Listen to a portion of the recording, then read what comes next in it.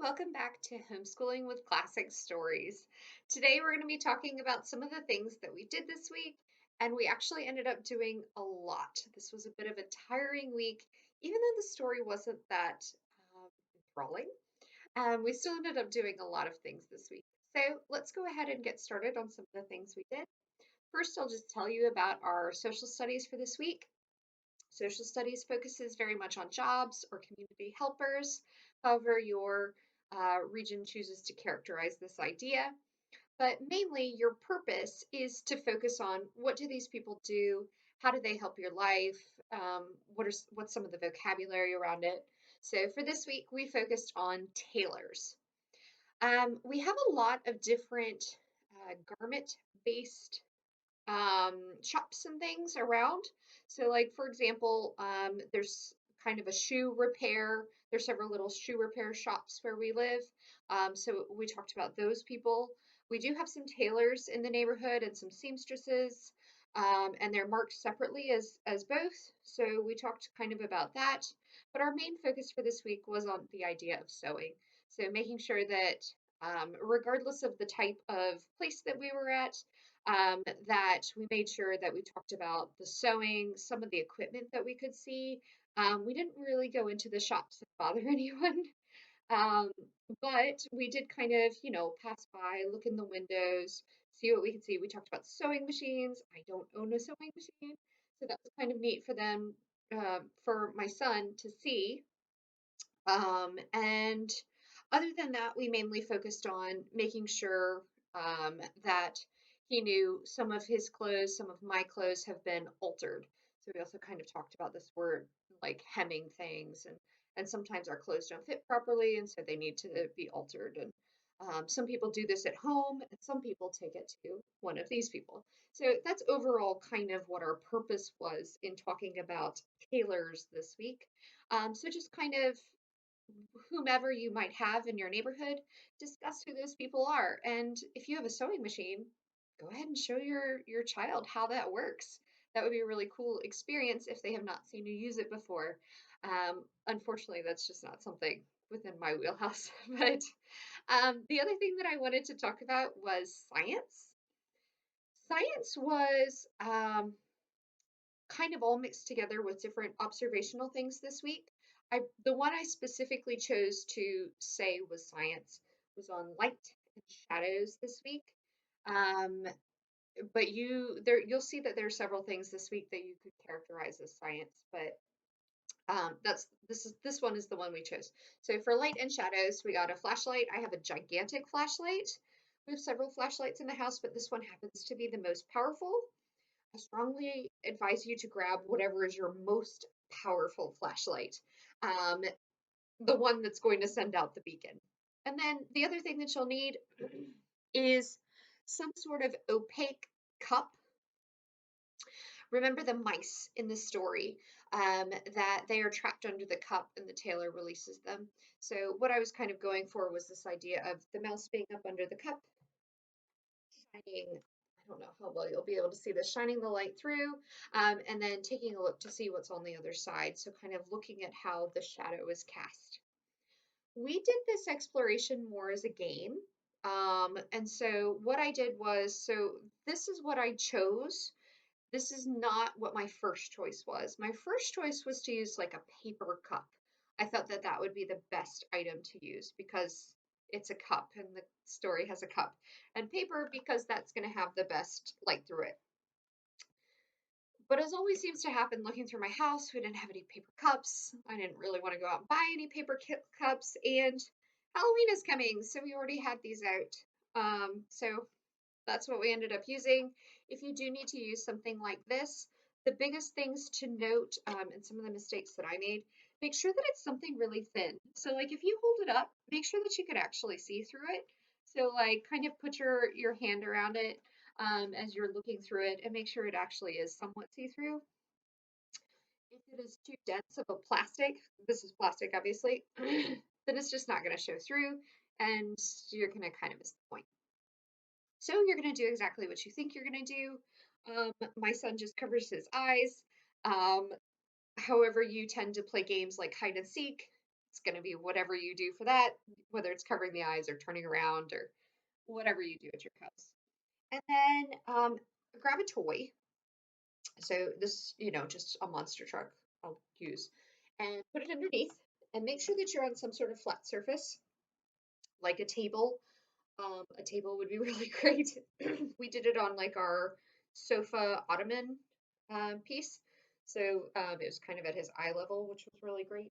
You will need to have it, put it somewhere. You could put it on the floor as well. It does need to be in a place where when your child is shining the light, I'm not going to shine a light at this because it's not going to go well on camera, but basically your child is meant to explore. You're not trying to direct this interaction. Just tell your child that there's something under here. What do you think it is? So they're going to use the flashlight turned on to kind of go all the way around and have a lot of looks. And they're going to shine from the top and not see anything. And then they're going to cast a shadow and they're going to kind of feel around to where they get a good shadow. There's definitely pretty much a single angle where you get a nice shadow, and then everything else is just kind of garbage, which is something that you can talk about when you talk about shadows when you're outside. So, like, we also thought about this idea when we were outside looking at our own shadows on the sidewalk. Sometimes when we're outside, our shadows don't really look like people based on where the sun is, much like this or like this. Doesn't really look like people, but once you get the right angle, it does look like people and the movement of the sun and all that. Your purpose here is not to strongly teach about this movement of the sun. If you want to get into that, that's fine.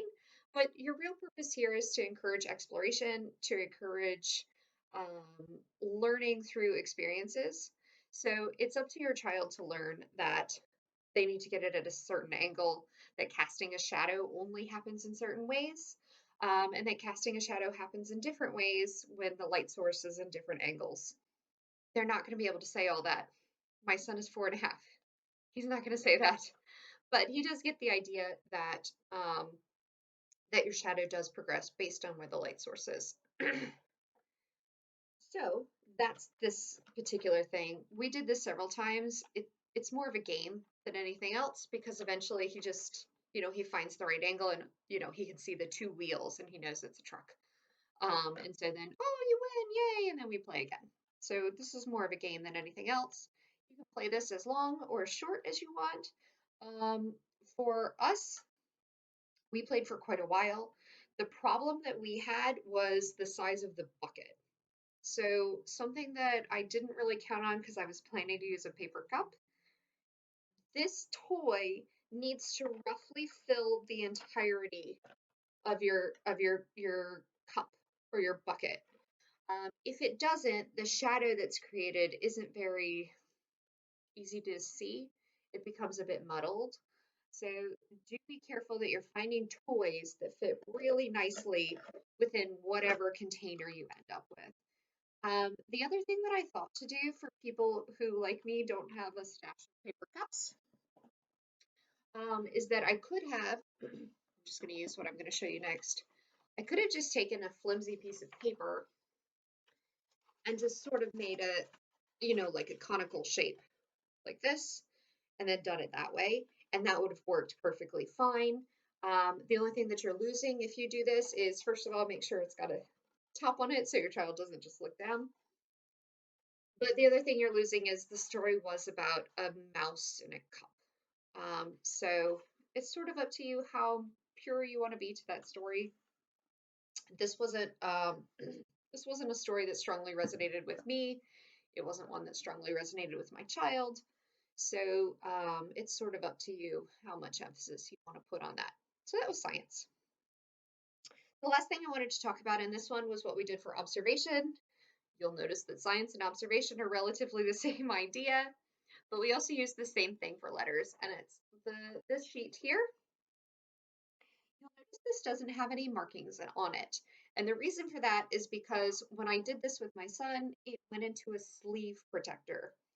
If you aren't familiar with this idea, this is so you can use dry erase markers.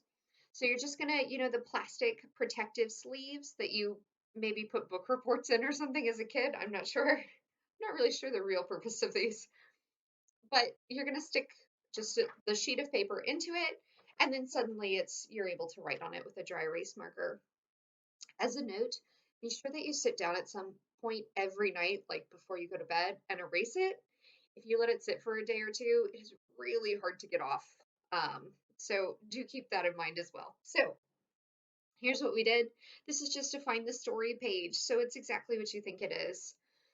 I read these, so I said, Reg, go get a jacket. So he went and found a jacket. Go get a button. So he went and found a button. These two were kind of easy because they were in sort of the same location. He went and got a jacket. That was simple. Button was on his pants. Some of these were harder. Mouse, it's going to take some thought on your part too. It didn't occur to my son that Mickey and Minnie Mouse are mice. So, you might have to do some prompting based on the toys that you have available in your house. I also allowed books for finding the things. So, for example, my son does not have a stuffed cat or cat toy. He has like a cat boy from PJ Masks, but he said that was no good because it's not a real cat. I'm not going to argue with him on that. So he went and found the book, The Cat in the Hat, from the bookshelf. So if you have books, maybe make those available too as part of the Find the Story, anything in your house, really, right? Everything else was relatively simple. I didn't know what he would say for this one. So, like something red, something cold, something musical. Those were all, he's got like a musical toy, and cold, he went to the ice cube tray. And red, I don't even remember. There's plenty of red things. Oh, he had a little red truck. Anyway, something twisted. I actually thought he would need a lot of prompting for this. And I was very prepared to tell him that things can be braided and that's a type of twist, or like the particular type of donuts that we buy, or like a kind of a twisted shape. No, he went and grabbed his slinky and twisted it. Sometimes kids surprise you. So just kind of let this be whatever you want. He went through and crossed off with the dry erase. Later on in the week, we used this again for letters. All that he did was trace over it, so it's still in the plastic sleeve. He just traced over the capital letters. I did this one in capital letters again. I know a lot of parents tend to like to use capital letters, even though lowercase letters are a bit more important, but meh. We also did lowercase letters later on in the week. I just gave him this sheet not to write on, and he used our refrigerator magnet letters, which are all lowercase. And so he spelled out these top words with the lowercase letters. There isn't really a strong point to this. But there's letter identification, and that's important. But mainly fine motor skills in the tracing and the lowercase letters, matching lowercase letters to uppercase letters. Please, again, don't think that your child is going to suddenly start reading based on this. This is not how reading takes place. So do keep in mind the skills that you're trying to develop, and don't perhaps have expectations that aren't realistic. Anyway, so I will see you for the next video, in which we'll cover the remainder of the things we did, which were kind of a lot. So I will see you next time. Bye.